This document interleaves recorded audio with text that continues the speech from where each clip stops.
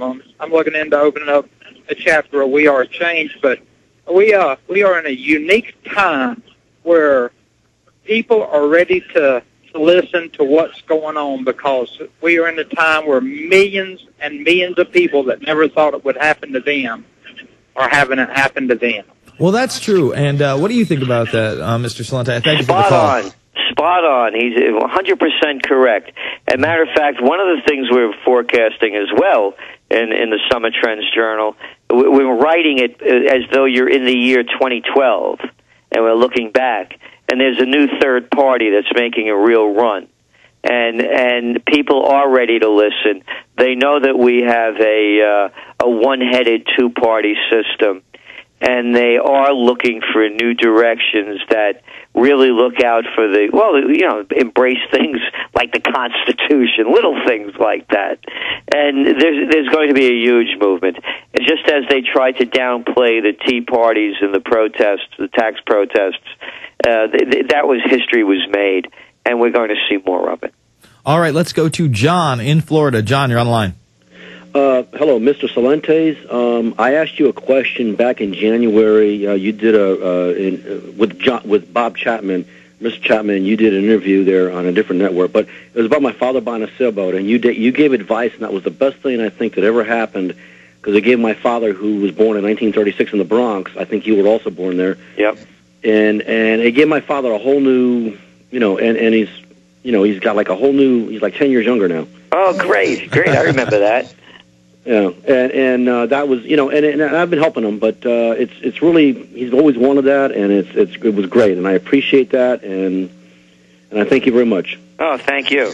All right, looks like another satisfied customer, Mr. Celente. Let's go to Danny in New York. Danny, you're on the line. Yes, I was hearing you talk about the trends inside of colleges and that they're going to be folding up and stuff. I just started a career studying in computer network systems. How does that look for the future as to keep to actually make a living on it and not have to worry about suffering from day to day or paycheck to paycheck? All right, Danny, hold on. We'll go to your question right now. What do you think? I think that's actually a good place to be in. Information technologies, computers, as long as you stay up with the latest hardware and software, that's going to be around for a while, right? Oh, yeah. And by the way, everything we have now on the small screen computer is going to be on the widescreen TV. The convergence is going to happen within a few years. And also, by the way, anything with cybersecurity, huge business, because the whole security business down the line, from bodyguards to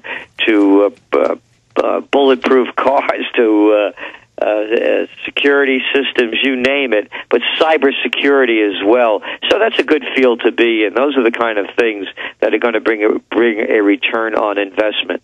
Exactly. That's the kind of hands-on stuff that is always going to have a job. I mean, I'm doing some side work right now as an IT guy, and it pays very well.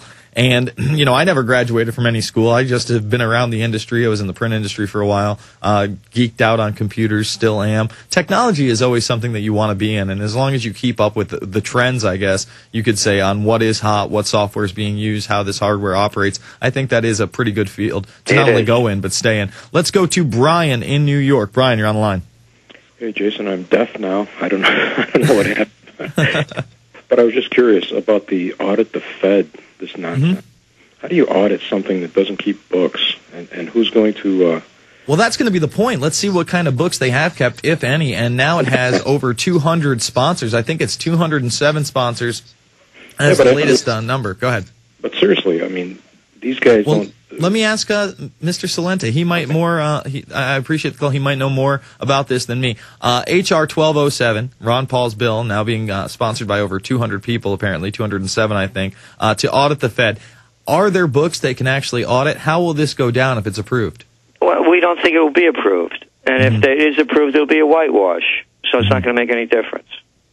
But don't you think they'll give them what they want to give them? But isn't it good just in essence to do this sort of thing, to show that there is no transparency? No, because it's way above what most people could comprehend. The average person has no idea.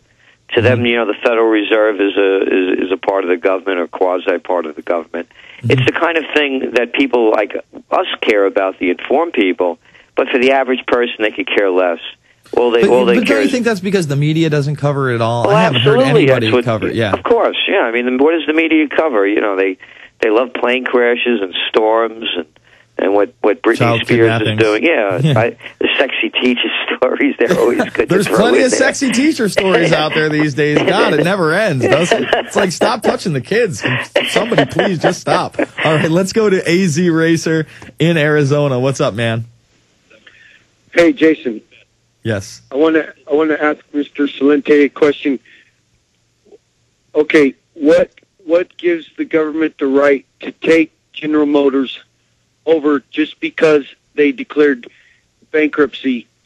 If a regular person declares bankruptcy, doesn't that give them a chance to pay their creditors and keep the company going? And does that mean, like, if you declare bankruptcy, they own 60% of you? And that, for the second part of my question, I make a living from the car industry every day, but the cars that I'm fixing are 50 and 60 years old. So I want to differ with his opinion that the Americans can't make good cars. We taught the world how to make cars. Toyota copied everything off of GM's business plan. When my father grew up in Detroit, the doctors and the lawyers had Cadillacs. Mm-hmm. All right, well, let me answer that. Wait a minute. I want to finish, please. Okay. The preachers had a Buick, and the working man had a Chevrolet. And the way that you climbed the ladder was that you hoped someday you would make enough money to own a Cadillac and to own your own home. Now, this dream is being stolen from the people who are 40, 45 years old because of the fact that the people who are 70 has screwed everything up for us. We got the carrot dangled when we were 18, 20 years old. They said, someday it's going to be your turn.